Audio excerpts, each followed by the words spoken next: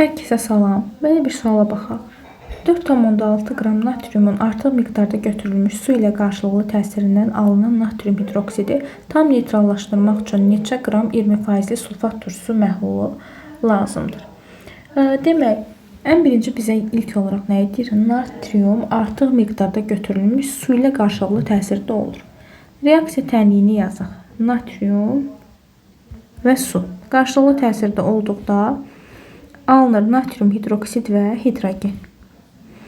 Bura 0,5 yazsaq əmsal düzəlir.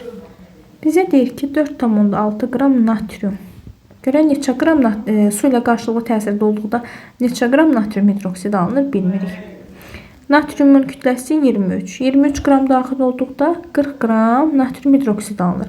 Buradan da tapdıq ki x bərabərdir 8-ə. Demək 8 qram natrium hidroksid alınır.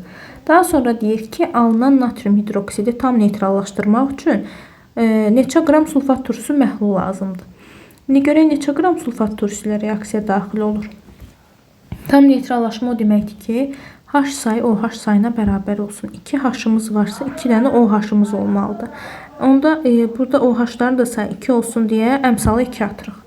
Demək 8 qram natrium hidroksidimiz reaksiya daxil olduqda nə qədər sulfat turşusu sərf olunur bilmirik.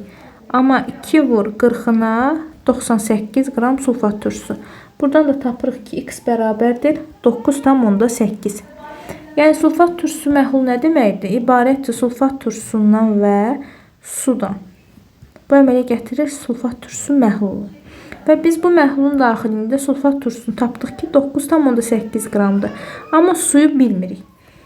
Məhlulun və deyir ki burada 20%li sulfat turşusu. Neçə qram 20%li sulfat turşusu məhlul lazımdır? Yəni bizdən məhlulun kütləsini istəyir.